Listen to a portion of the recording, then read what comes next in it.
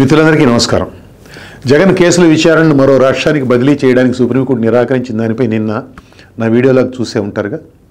అది చూసి హైదరాబాద్లో ఉండే ఓ అడ్వకేట్ మిత్రుడు ఫోన్ చేశారు. సురేష్ గారు, మీ వీడియోలో ఒక చిన్న తేడా ఉంది. సిబిఐ ప్రత్యేక కోర్టులో రోజువారీ విచారణ ఎక్కడ జరుగుతున్నదని ప్రశ్నించారు మీరు అందులో. కానీ రోజువారీ విచారణ జరుగుతున్నమాట వాస్తవేనా అని చెప్పారు. నేను ఆశ్చర్యపోయాను.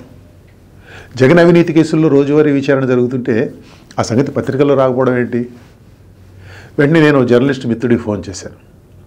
ఆయన దినపత్రికకు లీగల్ రిపోర్టర్గా పనిచేస్తున్నారు. లాయర్ మిత్రుడు చెప్పిన విషయాన్ని నా జర్నలిస్ట్ మిత్రుడు ధృవీకరించారు. ప్రతిరోజు కాసేపు విచారణ జరుగుతున్నమాట వాస్తవమే. నిందితులు దాఖలు చేసిన డిశ్చార్జ్ పిటిషన్లపై విచారణ జరుగుతుంది అని ఆ విలేకరి చెప్పారు.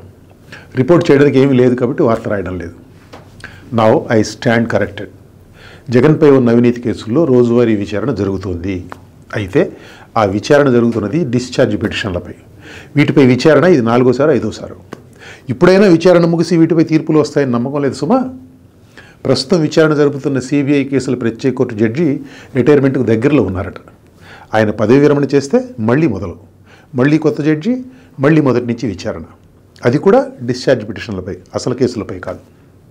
ఇక్కడ నేను సుప్రీంకోర్టులో విచారణ సందర్భంగా జరిగిన సంభాషణ గురించి చెప్పాలి. మనం ఇప్పటికి 5 సార్లు ట్రయల్ కోర్టు జడ్జీలు మారారని, 10 ఏళ్లుగా డిశ్చార్జ్ పిటిషన్లపై తీర్పులు రాలేదని పిటిషనర్ రఘురామకృష్ణరాజు తరపు న్యాయవాది ధర్మాసనానికి వివరించారు.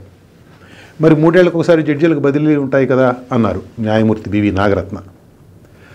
సరైన సమాచారం లేక కాబోలు రాజుగారి న్యాయవాది వారంలో 2 రోజులు విచారణ జరుగుతుందని బెంచ్కి చెప్పారు. దానికి ధర్మాసనంలోని 2వ జడ్జి సతీష్ చంద్ర శర్మ, సిబిఐ ప్రత్యేక కోర్టు జడ్జిపై బోలెడు పనిభారం ఉంటుంది, అక్కడ చాలా కేసులు ఉంటాయి, మిగతా కేసుల్లో 2-3 నెలలకు ఒకసారి విచారణ చేపడుతున్నారు, ఈ కేసులో కనీసం శుక్ర శనివారాల్లోనైనా విచారిస్తున్నారు, నయమే కదా అన్నారు. అత్యున్నత న్యాయస్థానంలోని ఈ 2 న్యాయమూర్తులు కలిసి మనకు చెబుతున్నది ఏమంటే, మిగతా కోర్టుల్లాగానే జగన్ కేసులను విచారించే కోర్టు జడ్జీలు 3 ఏళ్లకు ఒకసారి బదిలీ కాక తప్పదు. వారు డిశ్చార్జ్ పిటిషన్లు విని తీర్పు చెప్పకముందే రొటీన్గా బదిలీ అయిపోతే మేము చేయగలిగింది ఏమీ లేదు. రెడ్డొచ్చ మొదలాడు అన్నట్టు మళ్ళీ వినాల్సిందే, తప్పదు. దానికి తోడు సిబిఐ ప్రత్యేక కోర్టు ముందు చాలా కేసులు ఉంటాయి. జగన్ కేసులను కూడా వాటితో పాటు వినాల్సిందే. కేసులు ఎప్పటికి ముగిస్తే అప్పటికి ముగిసినట్లు, మన చేతిలో ఏమీ లేదు. గౌరవ న్యాయమూర్తులు నోటి మాటల ద్వారా కానీ, మాటల మధ్య అర్థాల ద్వారా కానీ, బిట్వీన్ ది లైన్స్ అంటారు చూడండి, అలా మనకు చెప్పింది అది. ఒక ముఖ్యమంత్రి అధికారాన్ని దుర్వినియోగం చేసి ఆ ముఖ్యమంత్రి కుమారుడు 40,000 కోట్ల రూపాయలకు పైగా దోచుకున్నాడన్నది ఈ కేసుల సారాంశమని, ఆ అభియోగాలను ఎదుర్కొంటూ 16 నెలలు జైల్లో ఉండి బెయిల్పై బయటకు వచ్చిన కుమారుడు తర్వాత ఏకంగా ముఖ్యమంత్రి అయ్యాడని, అలాంటి వ్యక్తి కేసులను ప్రభావితం చేసే అవకాశం ఎంతైనా ఉందని, అది కాకపోయినా ఇంత సీరియస్ కేసు 10-12 ఏళ్లుగా డిశ్చార్జ్ పిటిషన్ల దశలో ఉండటం ఏమిటది కానీ ఇవేమీ పట్టలేదు మన సుప్రీంకోర్టు న్యాయమూర్తులకు. కేసులు ఎప్పుడైతే అప్పుడు అవుతాయి, తొందరే. జగన్ తరపున హాజరైన ముకుల్ రోహత్కి స్వయంగా చెప్పారు ధర్మాసనానికి, 100 మంది నిందితులు దాఖలు చేసిన వందలాది డిశ్చార్జ్ పిటిషన్లు కోర్టు ముందున్నాయని. ఈ లెక్కన కేసులు తేలేదన్నాడు అన్న ప్రశ్న వెంటనే రావాలి కదా. కేసులు ముందుకు నడవకుండా నిందితులు జాప్యం చేస్తున్న సంగతి డిలే టాక్టిక్స్. ఈ వ్యవహారం న్యాయమూర్తులకు అర్థమవుతూనే ఉందిగా. త్వరగా కేసులు దారే చూడడం వారి బాధ్యత కాదా? తొందరే ఉందన్న పద్ధతిలోనే పిటిషన్ పరిష్కరించారు, రాజుగారి పిటిషన్ని, అవునా? మరోపక్క ప్రాసిక్యూషన్ చేస్తున్న సిబిఐ నిఘంటువులో తొందర అనే పదమే లేదు. ఈ విధంగా అయితే ఈ కేసులు తేలవు మిలాట్స్. హైదరాబాద్లోని ప్రత్యేక కోర్టు ఈ పద్ధతిలో జగన్ కేసులు అన్నింటినీ తేల్చాలంటే దశాబ్దాలు పడుతుంది. మొదటి డిశ్చార్జ్ పిటిషన్లు పరిష్కరించడానికే చాలా ఏళ్లు పడుతుంది. వేరే దారి చూడాలి అని చెప్పాలిగా సిబిఐ న్యాయవాది. చెప్పలేదు.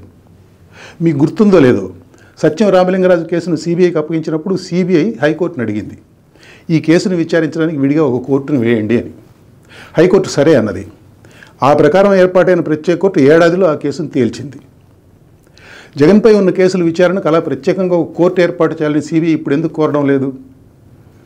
జగన్ కేసుల విషయంలో అలాంటి అవసరం లేదని, ప్రత్యేక కోర్టు పెట్టి విచారణ జరపాల్సినంత సీన్ జగన్ కేసులు లేదని సిబిఐ భావిస్తున్నదా? సరే, సిబిఐ కోరదు, వారి కారణాలు వారికి ఉంటాయి. ఏం జరుగుతున్నది సుప్రీంకోర్టు చూసిందిగా. జగన్పై ఉన్న కేసుల స్టేటస్ రిపోర్టు తెప్పించుకుని మరీ పరిశీలించారుగా. ఎన్ని కేసులు, ఎన్ని పిటిషన్లు, ఇవన్నీ జేళ్లపాకంలాగా ఎలా సాగుతున్నది చూశారుగా.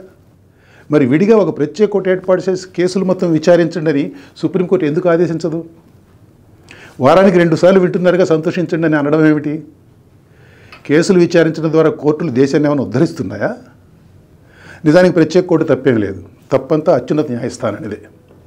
ఒక మాజీ ముఖ్యమంత్రిపై ఉన్న భయంకరమైన అవినీతి అభియోగాల సంగతి తేల్చాలన్న ఆలోచన, రిజాల్వ్ సుప్రీంకోర్టు లేకపోతే ఎలా?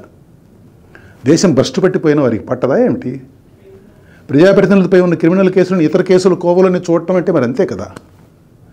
చట్టం ముందు అందరూ సమానన్న సూత్రాన్ని అలా అమలు చేస్తున్నారా ఏమిటి కొంపదీసి?